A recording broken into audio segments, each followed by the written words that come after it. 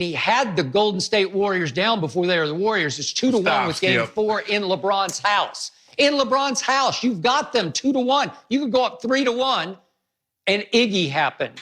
Iggy inserted into the starting lineup. He outplayed LeBron in Game 4 in LeBron's house, and the rest is finals history because LeBron was history. And I will never forget and never let LeBron get away with 2018. Don't remember, 2018, Game 1 at Oracle. LeBron had one of the greatest games of his life, had a shot, a mid-range jump shot on Steph Curry that could have won the game at the end of the game, and he turns it down to pass the basketball. What? Really? You did that? And I get it. JR had the mental glitch and blunder, but then LeBron just quit on his team. He sat 5 seats over from his team before overtime and wouldn't shoot. He went into a big pout mode in overtime of that game and wouldn't shoot for the first 2.5 minutes, and they lost that game by 7. I just gave you a long list of epic meltdowns. You can't show me one from Michael Jordan. Not an epic meltdown like all those, the quit game. There are 2 quit games, actually. Come on, Shannon. Here's the thing, though. If you look at LeBron, LeBron is 12 times first-team All-NBA. Michael Jordan has made it 11 times. LeBron has done it 11 consecutive times. So he's about to be 13 times because he has 12 on his resume. He will be first-team All-NBA this year, which will be 13, which has blown away everybody. He's been All-NBA 15 of the 16 seasons he's been in the NBA. Remind you, Skip, the year that he led the league in scoring, he was not first-team All-NBA. Think about this. A guy that's passed first is the 3rd all-time leading scorer. A guy that scored first is the 5th all-time leading scorer. Let that sink in for just a second. Now, you see, Skip, what you always try to do, you always try to say, well, if you're undefeated in the finals, that's the GOAT. Well, how does Tom Brady get to be the GOAT?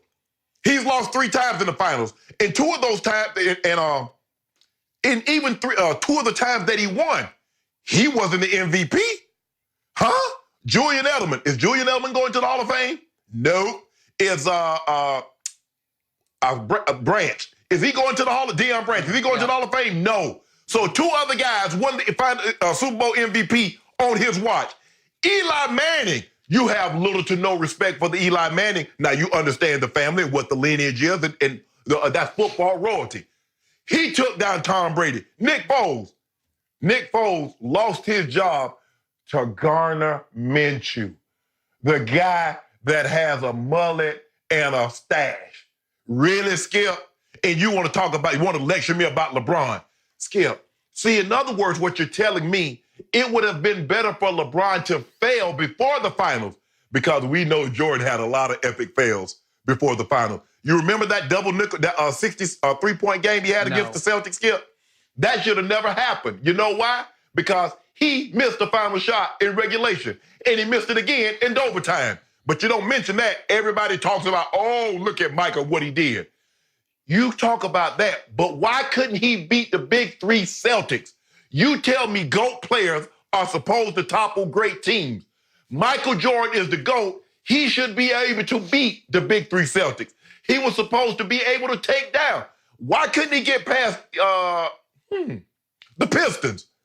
Why? Why must they got old? Why must they started breaking that team up before he could get past? I don't want to hear anything about no Jordan rules.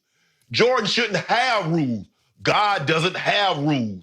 He took time off on the 7th day because he wanted to rest. He worked all continuously for 6 days. So that's what you told me Jordan was. So I don't understand that, Skip. So in other words, if LeBron loses in the first round, we know Michael knows a lot about that. He's lost a lot in the first round and not make it to the finals. He'd have been judged more favorably than losing in the finals? Tell me the guy, Skip, before I let you turn it back over to you. Tell me the guy that Jordan beat in the finals that's better than Kevin Durant, that's better than Tim Duncan, that's better than Steph Curry. I just know to know one guy that's better than those 3 guys that he beat. Okay, I want to point out to our faithful viewers that Shannon Sharp just had to reach for the name Gardner Minshew to try to win a debate of Jordan versus LeBron. It came to that. That's how far he had to reach and crawl for some other comparison. Yes, so. No, okay, I didn't. My turn. Thank you very much. Let's go back to Tom Brady. all he did was go to 9, or he's not finished yet. He has gone to 9 Super Bowls and won 6 of them, and should have won the 2 more of those, but 9 and 6. And the point is that the 6 came all with game-winning fourth-quarter drives. We've never seen anything like what Tom Brady has done in any other sport, and it's actually even beyond Michael Jordan. And those game-winning drives came with some punctuation mark field goals at the end of those games, thanks to the greatest field goal kicker ever, Adam Vinatieri. I give you that, but he also had, Tom Brady had to complete 4, 5, 6, 7, 8 passes in a row to set up Vinatieri with the game-winning field goal. You don't just snap your fingers and say, oh, it's our ball, let's kick a field goal. No, he's got to make a bunch of clutch passes to even set up a field goal. I don't like the field goal rule. You know how I feel about it, but it is part of football, and Brady did capitalize on it a couple of times. And he also, in the first game against Eli, threw what would have been another game-winning fourth-quarter drive touchdown pass to Randy Moss that should have won the game with 2 minutes left, and Bill Belichick's defense choked again against Eli Manning. I'm sorry, they just did. I'll give Eli the second game. That's the one game where Brady had one little off-target misfire, and Wes Welker should have still caught that ball. And then all Brady did against Nick Foles, who had the greatest quarterback run I think I've ever seen for a 3-game set, at least a 2-game conference championship and Super Bowl, and you agreed with me. You'd never seen anything quite like that. He was on fire. And Nick Foles puts up 41 points against Belichick's 41 points? Are you kidding me? Against the GOAT coach? And Tom Brady throws for an all-time playoff record 505 and puts up a record for a Super Bowl loser, 33 points, and they lost the game because Belichick gave up 41. Is that Brady's fault? Stop it. Now, let's go back to Michael Jordan. Brady, it was Brady's fault. He didn't get the ball. Okay. Go ahead. I'm going to let you finish. Go ahead. No, it's okay. All right. So Michael Jordan lost first to Boston Celtics teams. Those are Larry Bird teams. We're going to talk about Larry Bird here in a few minutes on the show. Larry Bird was obviously all-time great, and with Parrish and McHale and DJ and Ainge, that was one of the great teams in NBA history, one of the mentally toughest teams in NBA history. And it took Michael a while to grow up enough to get past the Celtics. Then he kept running into the bad boy Pistons for 3 straight years, and he won. They lost in 4 games, then 5 games, then 6 games. So he kept getting a little better, a little better, a little better.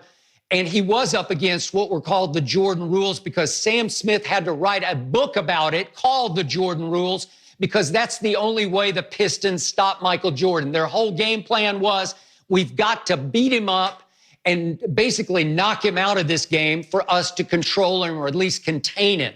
And yet he finally broke through. Remember, those Piston teams went to 3 straight finals off beating Michael Jordan and won 2 out of the 3. Okay, well, that's pretty great. That's pretty hard to get past. But once he broke through, he went 6-0. And I'll give you the last couple of years in Washington were ugly. But remember, he took 3 years off. He quit on principle because his coach got fired, removed in place of Tim Floyd. And Phil Jackson went on to great things, as we well know. But Michael just said, I'm out. He took 3 years off and came back. He was out of shape. I'm canceling out those years. All I care about were the years I covered up through 1998 in Chicago. Sorry. But Skip, but here's the thing. You keep saying Tom Brady had to complete those passes. What was the difference between Jim Kelly in the 90 Super Bowl completing passes and Scott Norwood missing that field goal, and Tom Brady completing passes and Adam Vinatieri making it? Adam Vinatieri, there was nothing else he could do. Thank you. You make my point. So now it's up to Vinatieri. No, I don't. Vinatieri twice. Okay. Huh? Adam Vinatieri twice I give you that point. Saved his legacy. No. Okay. And Malcolm Butler. So 3 of those, you keep saying he should win 2 more, but he could have lost 3 more. Skip, he could legitimately he could have 5 losses out of those 9. He could be 5-4 instead of 6-3. 4-5 instead of 6-3 easily.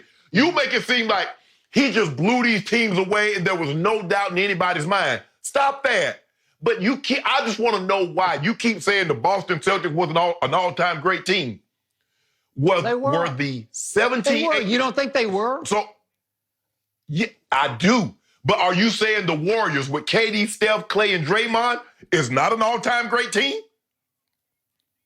Okay, but remember, they weren't all-time great the first time they played LeBron. And I give you, LeBron had already lost Kevin Love, and he lost Kyrie in overtime.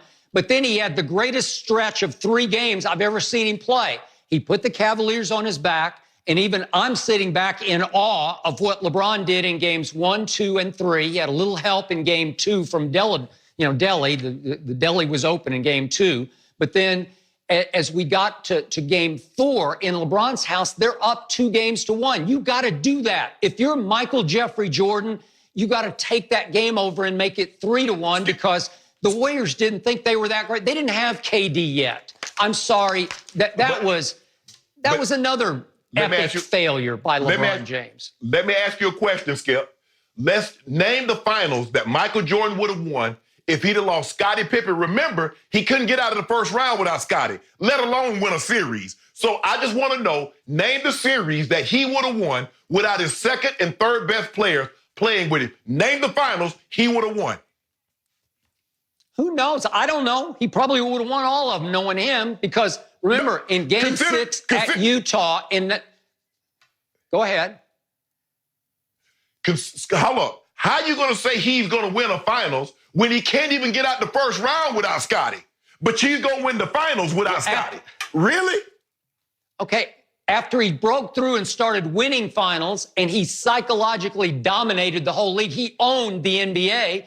I wouldn't put it past him to win without Scottie. And to your point, game 6, NBA Finals,